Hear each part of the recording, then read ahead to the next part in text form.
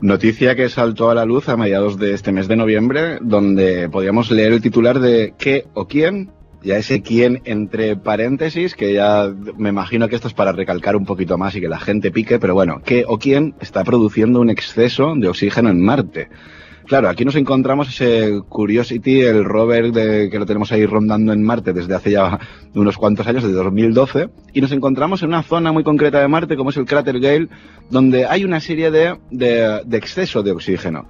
Bueno, qué curioso también, ojo, que esta noticia salta ahora un poquito así como llamativa, ¿no? Pero el año pasado ya podíamos leer que en Marte podría haber la suficiente cantidad de oxígeno como para sustentar microbios y esponjas. Claro, esto lo que hay que hacer es ir enlazando todo este tipo de noticias. No nos podemos quedar con que ahora de repente leamos una noticia. No, hay que indagar un poquito más y veréis como a lo largo de los últimos años, sobre todo con Marte, nos estamos encontrando con que ya resulta que hay agua líquida, igual que en la Luna.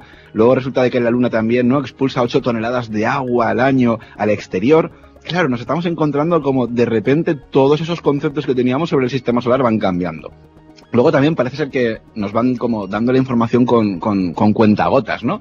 Cuando sabemos de sobra que el agua y, por tanto, el oxígeno, pues estarían presentes en la mayoría de astros de nuestro sistema solar. Así para empezar un poquito con el tema, a mí me gustaría, pues no sé, más que nada comentar, ¿no? Yo no soy biólogo, no soy científico, pero el oxígeno lo producen las plantas a través de la fotosíntesis y lo más común que podemos encontrar de formas de oxígeno, digamos, en nuestro planeta, pues sería lo típico, ¿no? El oxígeno en sí, que sería el O2, el gas carbónico, lo que es el CO2, y luego como mucho el agua, ¿no?, que es el H2O. Pues si hay agua líquida en Marte, ¿qué no nos dice, no?, que exista algún tipo de forma de vida, como plantas, algas o fitoplancton, y oye, y que sean estos, pues, por ejemplo, esos seres extraterrestres auténticos los que estén produciendo todo ese oxígeno. Yo, si me permitís añadir a lo que acaba de decir Serach, hay además es que lo encontré ayer, un equipo de microbiólogos de la Universidad de Radboud, en los Países Bajos, que no es la NASA, para que nos entendamos, han descubierto bacterias capaces de producir oxígeno a partir de nitritos, un truco metabólico que le permite consumir el metano presente en sedimentos pobres en oxígeno. Entonces, hablábamos, si os acordáis, no hace mucho del tema del metano, que había en Marte precisamente, que no sabían de dónde o por qué había cantidades que se evaporaban o desaparecían y demás. Yo creo que estamos... cada vez me doy más cuenta, cada vez que traemos estas noticias, tengo la sensación de que estamos tan en pañales, como os decía, nuestra vida es tan cortita, que es que no sabemos nada, somos bebecitos a la hora de saber qué es lo que hay por ahí. Porque si veis las teorías, escuchéis las teorías de los antiguos astronautas, en cuanto a lo que os hablaba la otra vez de culturas antiguas, tengo la sensación de que sabían más hace 20.000 años que de lo que sabemos nosotros a día de hoy. Es una sensación que me invade y que no puedo evitar. Lo siento mucho, pero lo digo así. Revisar un poco las teorías de los antiguos astronautas y veréis de lo que os hablo. Bueno, pero escúchame, David, no hace falta irte tan lejos, ¿eh? Nos encontramos, por ejemplo, Arquímedes hace 2.200, 2.300 años con el mecanismo de Antiquitera. ¿De dónde sale todo ese conocimiento para que tú puedas predecir con una cantidad de años por delante y de milenios por delante esos movimientos astrales? Estamos hablando de un conocimiento que no se adquiere con 15 días observando el cielo. A día de hoy prácticamente sería imposible que una persona mirando el cielo pudiera conseguir ese mecanismo, ¿no? Y luego, pues por ejemplo, Miguel Ángel ha estado hace muy poquito en Egipto y estoy convencido que habrá visto cosas que mirando con las herramientas y mirando luego esos pedruscos dirá, eso es imposible, hay mucho conocimiento perdido. Mucho conocimiento perdido, como bien decir. Había hablado del metano y antes de hablar del conocimiento perdido en Egipto, por ejemplo, curiosamente también en ese lugar, en Gale, donde se encontraba ese metano que claro, no cuadraba, no puede estar ahí, como ocurrió cuando al principio del agua no podía estar ahí y entonces al no poder estar ahí no existe, aunque exista no existe. El oxígeno ha pasado lo mismo. Y lo que decís, por ejemplo, de lo de Egipto, he tenido la ocasión de visitar Egipto hace muy poquito. Bueno, y la verdad es que tuve el lujo de tener un Cicerone, yo creo que de lo mejor que puede uno tener, o el mejor, que es Enrique de Vicente, y estuvimos revisando lugares de Egipto en general, y nos vamos a centrar en el Museo del Cairo, por ejemplo, donde está ese pájaro de Saqqara, que bueno, que dicen que es un juguete, yo no voy a decir, pero bueno, a mí me recuerda los avioncitos que yo jugaba cuando era chico en los años 60-70 del siglo pasado. Aparecen materiales quirúrgicos que si uno se retrotrae ahora, y que como aparece en la estela de Komombo, son los que se utilizan prácticamente ahora, con la diferencia que ahora a lo mejor son de titanio, de otro material, de otro tipo de metal, pero bueno, prácticamente igual. Y me llamaba la atención porque nos fuimos al lugar donde aparecían las piezas con las que se supone que lo que construyeron las pirámides. Bueno, yo lo que le decía a Enrique, digo, mira Enrique, esta teoría, lo que ofrecen aquí no es ni bueno ni malo, simplemente es mentira. No sé cómo lo haría, yo no creo, y no, Sucaulo y Erich von Däniken, que a mí se me hace muy difícil, por decir prácticamente imposible. Yo la verdad le pongo muchas dudas, me entretiene mucho ese programa, lo escucho y veo pues cómo utilizan ciertas cosas y lo llevan al extremo. La verdad es que no estoy en nada de acuerdo con lo que ellos hablan, pero sí es verdad que con unos instrumentos de cobre, incluso si me apuras de bronce, cuando estás delante de la Gran Pirámide tú dices, pues no, lo siento, pero no.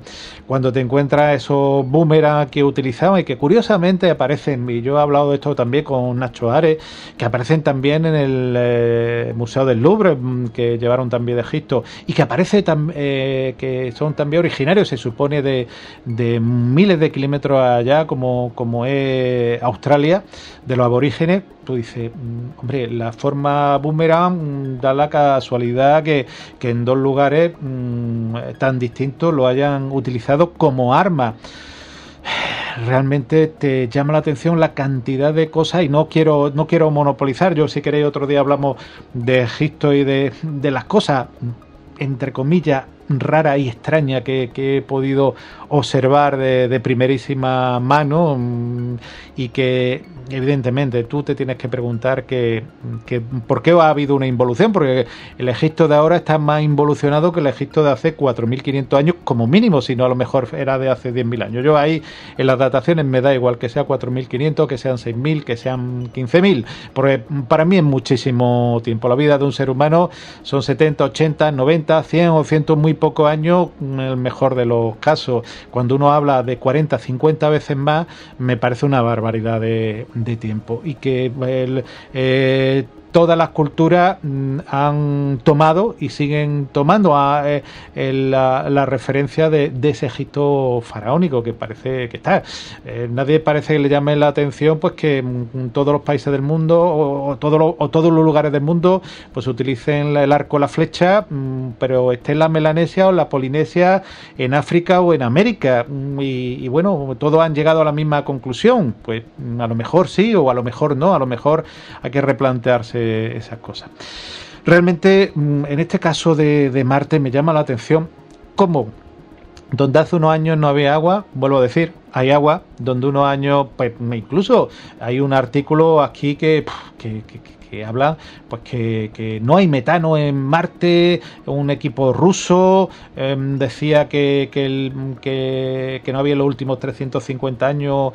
Es una noticia del País por Juan José López Moreno, y después artículos posteriores dice que sí hay, y los propios científicos se ponen de acuerdo. Pero está claro, el primero que da la noticia posiblemente lo quemen, si no físicamente lo manden al ostracismo, pues del lugar más alejado de la ciencia o de su país, no lo sé. Hay sitios, antiguamente lo que había las deportaciones, pero hoy en día lo que hay las deportaciones culturales, que es lo que muchas veces no hemos hablado. Al gran Ramón y Cajal, que descubrió la neurona y bueno, y muchísimo, y fue premio Nobel por ello, les decían que era un iluminado, que era un alucinado, hasta que no demostró pues que en uno de los congresos y le hicieron caso, pues poco menos que lo queme y vuelve al ostracismo. Algo pues alucinante. Aquí ocurre lo mismo. A mí me da la impresión que en Marte, y bueno, hay muchos lugares por el mundo. Aquí en la península ibérica tenemos Río Tinto, lo hemos dicho muchas veces. Los mismos volcanes han encontrado células y bacterias que viven pues no solamente del carbono, sino del metano o incluso del azufre, que son capaces de vivir con azufre o en las grandes profundidades a unas presiones importantísimas. Lo hemos repetido más de una vez, pero a mí lo que me llama la atención es el inmovilismo y que, bueno, no nos vamos a ir a los alienígenas ancestrales, pero a lo mejor tenemos que ir en un intermedio, sin hacer caso a Socaulo ni a Erich von Däniken, ni a estos señores sesudos que si se tuvieran que cada uno perdiese su puesto de trabajo cuando dice que esto no es posible, creo que nos quedarían muy pocos científicos. A mí me gustaría preguntarle a Serach, que él sabe mucho más que yo de todo esto, una cosa que ahora te transmitiré la pregunta, Serach, pero me gustaría añadir a lo de las antiguas culturas. Yo creo que es una pregunta muy común, intrínseca en el ser humano desde el principio de los días. ¿Cómo y cuándo se origina el mundo que conocemos? Porque, si os fijáis, queremos saber cosas del universo o pretendemos saber cosas de lo que hay ahí fuera cuando todavía no sabemos casi lo que hay debajo de nuestros mares, por añadir algo. No conocemos ni sabemos interpretar, como os decía, el tema de los volcanes, por más inventos que se están aplicando cada día más. Entonces es un poco complicado. Luego están, por ejemplo, si os fijáis, las grandes culturas, la egipcia, por ejemplo, decía Miguel, los 9 dioses. Los griegos eran 12, pero 12 estaban Zeus y luego había 9, digamos, principales. Bueno, pues los 9 dioses a lo largo de la historia están en todas las culturas prácticamente, y son 9. Vuelvo a las teorías de los antiguos astronautas. ¿Qué sabían que no sabemos nosotros a día de hoy? Dentro de ese imaginario hay un montón de preguntas que nos podemos hacer. Por eso yo decía un día que teníamos que dedicarle tiempo al tema de las antiguas culturas. Y terminando con lo que os decía del tema del metano, es muy importante, aquí viene la pregunta, Serach, porque la NASA ha basado mucha de su estrategia en buscar agua por el universo. Ya sabemos, gracias a esta gente, que a través del metano unas bacterias pueden producir oxígeno. Sabemos que hay metano en Marte y en otros muchos sitios. ¿No habrá que cambiar un poco ese lema ya de busquemos agua por busquemos metano? Bueno, a ver, yo es que estoy muy convencido que NASA, Roscosmos, la ESA, Agencia Espacial Europea o cualquier agencia espacial a nivel mundial que saben la existencia de vida ahí fuera y que saben la existencia de todo tipo de formas de vida que producen este metano o este oxígeno. Lo que pasa es que volvemos a lo de siempre. Es más, mira, fíjate, antes comentabas, ¿no? Cómo, de dónde empieza nuestra historia o dónde empezaría nuestra cultura. Se habla de que todo comienza en Sumer. Yo estoy convencido que no, que en Sumer comenzaría posiblemente una de las etapas del ser humano. Pero vuelvo a lo de siempre, el ser humano es cíclico, la historia es cíclica. Yo estoy muy convencido que a lo largo de los últimos, por ejemplo, 1.000 millones de años, por poner así un ejemplo un poquito a lo grande, no solamente ha habido un Homo sapiens que ha llegado a evolucionar al día del ser humano de hoy que manda sondas espaciales, ¿no? Estoy convencido que han habido ciertas civilizaciones anteriores a la nuestra que han tenido un conocimiento que han ido adquiriendo con el paso del tiempo y según se van exterminando unos a otros o lo que fuera, ese conocimiento sobreviviría. Igual que a día de hoy, por ejemplo, si pasase una catástrofe a nivel interplanetaria, que nos fuésemos todos al carajo, realmente lo que sobreviviría a lo mejor sería un libro, una roca tallada o algo que estuviera muy escondido porque literalmente la tecnología no dispondríamos de ella, ¿no? Entonces, ¿qué es lo que pasa? Que el que hubiera sobrevivido y tuviera un libro, ponle, por ejemplo, un libro de medicina tradicional con plantas, ¿no? Sabría que con ciertas plantas puede curarse o que puede tener unos ciertos remedios para paliar esa enfermedad. Con eso iba a conseguir ya una pequeña evolución. Si ya también encontramos un libro de arquitectura y te está diciendo cómo construir una casa, ¿no? Para que me entendáis por dónde voy. El tema está en que empezaría una etapa de cero un ser humano, pero con un conocimiento que a lo mejor no sabe por dónde cogerlo, o a lo mejor sí que sabe por dónde cogerlo, pero ya estaríamos mezclando. Porque a lo mejor un día se encuentra una Biblia, al día siguiente se encuentra un Corán, o al día siguiente se puede encontrar, no sé, cualquier libro filosófico o hermético de alguna secta o alguna religión o de alguna logia, ¿no? Por ejemplo. Entonces, ese ser humano que empieza de cero tendría 3 conocimientos distintos de cómo se creó el mundo o qué tipo de dioses existen y demás. Claro, él se va a acoger a lo que le interese. Y volvemos a lo de siempre. Según la cultura, según tus creencias, tú vas a adoptar un conocimiento u otro.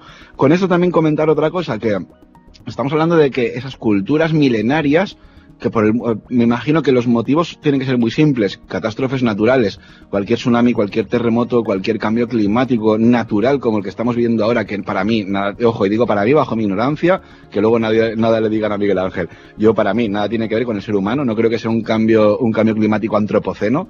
Es más, si hablamos de CO2, pues posiblemente sea el gas contaminante que menos esté haciendo de daño a nuestra atmósfera, porque no tiene ningún sentido hablar del CO2 cuando hablamos de gases contaminantes.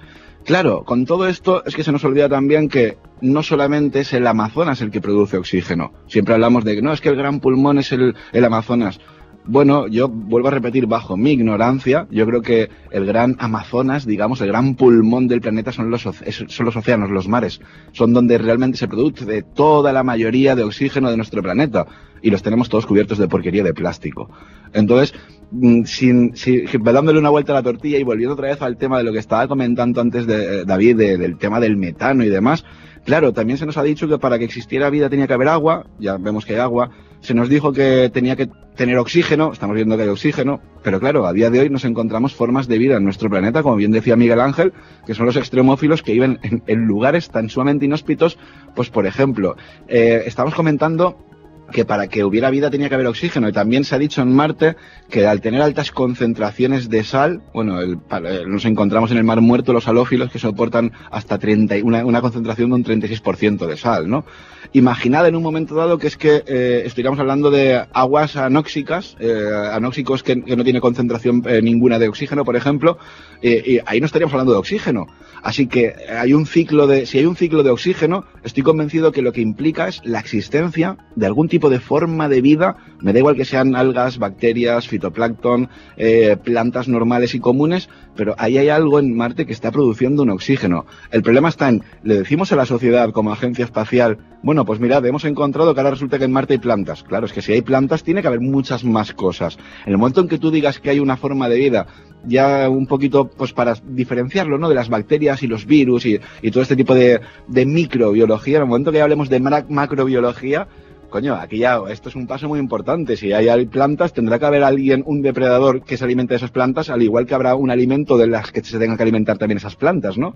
Entonces yo me imagino que hay muchas cosas que las agencias espaciales no nos van a contar ni nos van a decir, nos lo van a soltar con cuentagotas, como estábamos comentando en un principio, pero yo estoy muy convencido que no son las cosas como nos dicen, y nos basamos en las pruebas y en los datos y sobre todo en lo que cada día vamos encontrando y descubriendo. Al final resulta de que va a haber más agua fuera de nuestro sistema solar, como bien comentabas, David, en un principio. NASA tiene, ¿cómo se llamaba? Ocean Walls, Water in our solar system and beyond. O sea, estamos hablando de mundos oceánicos, agua en nuestro sistema solar y más allá.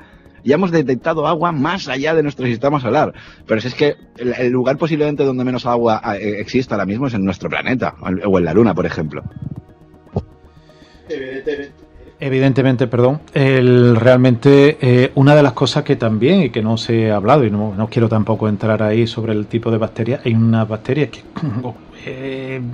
producen infecciones, pero también cuando el cuerpo humano o cualquier cuerpo animal se destruye, son las anaerobias. No necesitan oxígeno para producirse. De hecho, el Clostridium botulinum, el que produce el botulismo, se encuentra en las conservas que no tienen aire, no han sido bien cerradas, y cuando se infecta, son las que hacen que una conserva se hinche y que la misma bote se hinche y que realmente no necesitaría ni siquiera la presencia de oxígeno. Yo estoy de acuerdo con lo que has dicho de que las agencias espaciales nos van a dar la información pues con cuentagotas. Evidentemente ellos viven de ofrecernos noticias, al igual que otros lugares del mundo, pues cuando hay o han encontrado cierto descubrimiento, te lo van dando poquito a poquito. ¿Por qué? Porque eso vende mucho más, y al vender mucho más obtienen más beneficios y más publicidad. A fin de cuentas, todo se financia, y el dinero, ese poderoso caballero que hace que se mueva el mundo. Será así. Y que no se nos olvide nunca que hablamos de agencias militares. Lógicamente no te van a decir, esto es como por ejemplo, tú puedes ver supuestamente a tiempo real, vía satélite, tu ciudad o tu calle y demás, pero no es a tiempo real, son imágenes que llevan a lo mejor desde hace 2 o 3 años.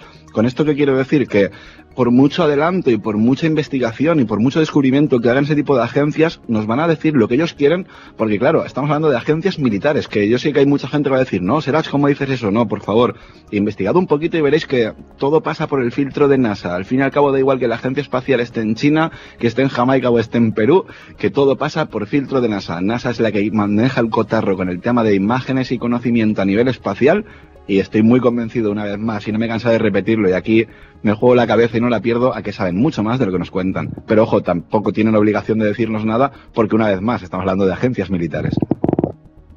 Evidentemente nos van a contar como ocurre mucho. No sé si queréis comentar o David quiere comentar alguna cosa para finalizar esta noticia, o pues, si queréis pasamos a la siguiente.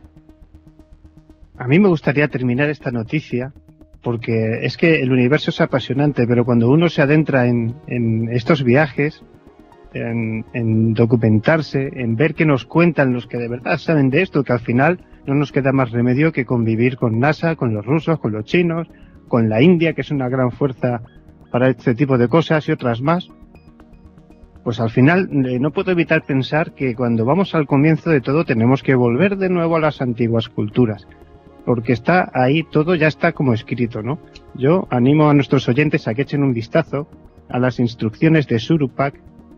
Es en torno a 2600 años antes de Cristo. Es un texto sumerio que pretende transmitir sabiduría, inculcar la virtud y las normas de la comunidad.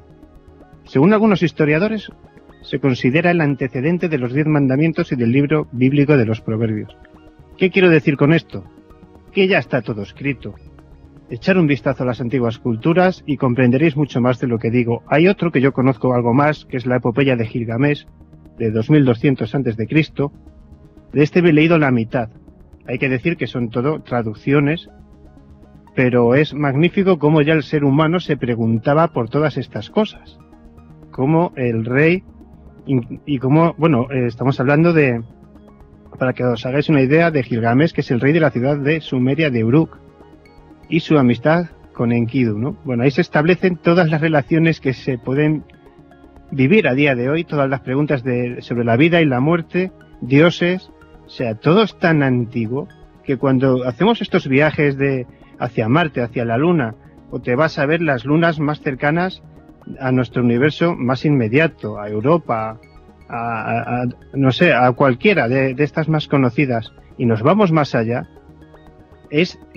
no sé, me siento muy pequeño. Ayer estaba investigando sobre todo esto y hablaba un científico sobre que no hay números para hablar de lo que hay ahí fuera. Son millones y millones y millones de planetas, y cuando uno habla sobre millones y te enseñan unas fotografías, te las tiene que explicar el científico, porque hay unos blancos y unos oscuros entre universos, digamos, por llamarlo, bueno, son galaxias, perdón, no universos, entre galaxias. Hay millones de galaxias y cada galaxia tiene millones de planetas. Bueno, es tan exponencial todo que de verdad que es que yo creo que tenemos que mirar más hacia adentro para comprender primero lo que hay ahí fuera, ¿no? Por eso debemos documentarnos muy bien e intentar descubrir qué hay de nuestras antiguas culturas y por qué sabían cosas que no sabemos a día de hoy. Realmente, esa es una de las dudas y una de las preguntas que me traigo normalmente de muchos de esos viajes, que cuando uno va y tú dices, ¿qué es lo que conocían esas culturas? ¿Dónde lo aprendieron? Con H y sin H. ¿Y qué ha ocurrido para que evolucionemos? Bueno, aunque eso quizás sea más fácil, pero realmente te hace la duda. Y es alrededor de todo el mundo. Te das cuenta que esa cultura alrededor de todo el mundo tenía un nivel de evolución muy diferente del nuestro, y no estoy hablando, y vuelvo a decir que a mí el tema de los alienígenas ancestrales me llama mucho la atención. Para aquellos